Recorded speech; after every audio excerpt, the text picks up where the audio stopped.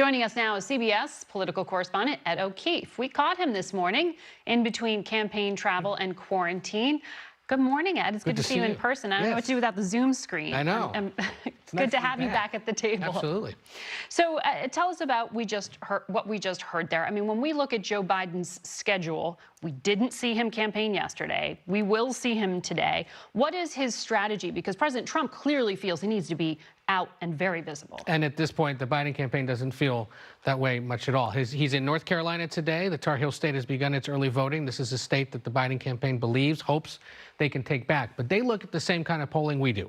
State-by-state surveys. Those are the only ones that matter at this point. Don't worry about national horse race numbers. Look at those state-by-state numbers. They see single-digit advantages, as we do for Biden, and they worry that if they can't keep their base motivated, if they can't keep convincing people to show up, whether it's early or on the day of, they're going to be in trouble. This week is mostly about debate prep. He will not be seen again after today until Thursday night in Nashville at that next debate. So they are going to keep him focused on that. That's a signal that they believe this is still a very big opportunity for them to provide one last big contrast with the president, and that they have to prepare him for potential attacks from the president. The other thing they're going to continue to do is spend the record sums of money they've raised. More than $300 million in the month of September alone. They've got more than $420 million in the bank. That's going into advertising. That's going into direct targeting of their supporters across the country through text messaging and email to continue to turn out people. $100 million alone being spent on what they call voter education, or compelling people to show up and vote. Outraising and outspending the Trump campaign. In big ways, in historic ways. By the end of this election, they will have spent more than, nearly half, more than $500 million. I can't do math this morning, sorry. Too many numbers. But the point being, that is a record sum. Crazy amounts of money. Never been done before.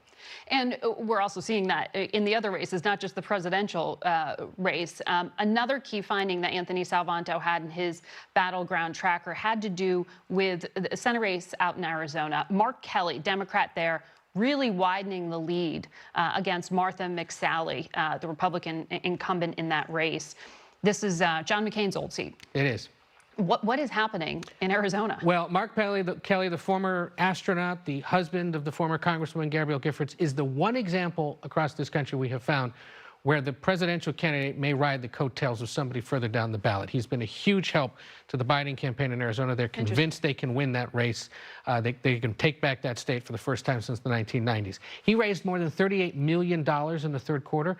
Any other cycle, that would be a huge sum. Astronomical. Astronomical, you might say, exactly, especially for an astronaut. But dwarfed by the $57 million raised by Jamie Harrison in South Carolina, who's running against the Judiciary Committee Chairman Lindsey Graham.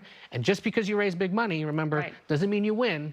Just ask Beto O'Rourke, who raised a huge sum 2 years ago and came up short. That could still happen this year for some of these Senate candidates. No, key point. And we'll have much more to talk about ahead in the show about that race. Ed, so good to see you. Good to see you.